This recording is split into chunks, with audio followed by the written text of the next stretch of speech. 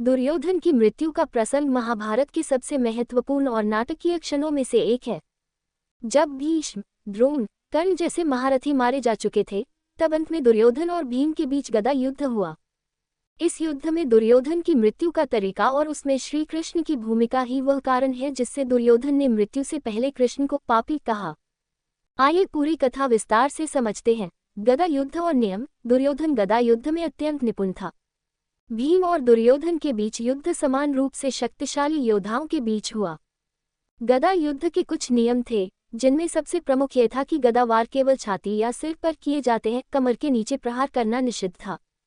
श्री कृष्ण की भूमिका। भीम और दुर्योधन का युद्ध काफी देर तक चला, लेकिन भीम दुर्योधन को पराजित नहीं कर पा रहे थे। तभी श्री कृष्ण ने भीम को आंखों से संकेत देकर कमर पर प्रहार करने का इशारा किया। भीम ने यह समझकर दुर्योधन की जांघ, कमर के नीचे पर गदा से वार किया, जिससे दुर्योधन की जांघ की हड्डी टूट गई और वह भूमि पर गिर पड़ा। यह नियमों का उल्लंघन था। दुर्योधन का श्री कृष्ण को पापी कहना। जब दुर्योधन भूमि पर घायल पड़ा था और उसकी मृत्यु निश्चित थी, उसने कहा, ग्रेटर देन, हे कृष्ण, तुम स्वयं को धर्म के रक्षक कहते हो, लेकिन तुमने अधर्म का साथ दिया। तुमने नियमों का उल्लंघन करवाया। ये युद्ध छल, धोखा और कपट से जीता गया है। तुम पापी हो।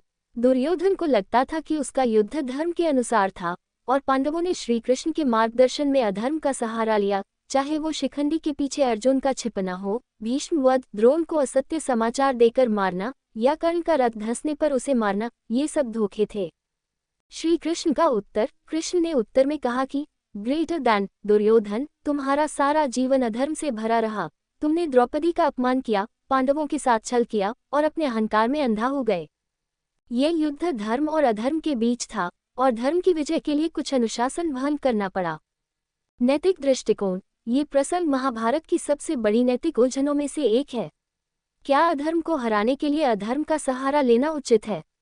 श्री कृष्ण का ये व्यवहार उनके नीति पुरुष, नीति के अनुसार कार्य करने वाले रूप को दर्शाता है। अगर आप चाहें, मैं इस प्रसंग पर आधारित एक छोटा नाट्य संवाद या कविता भी बना सकता हूँ।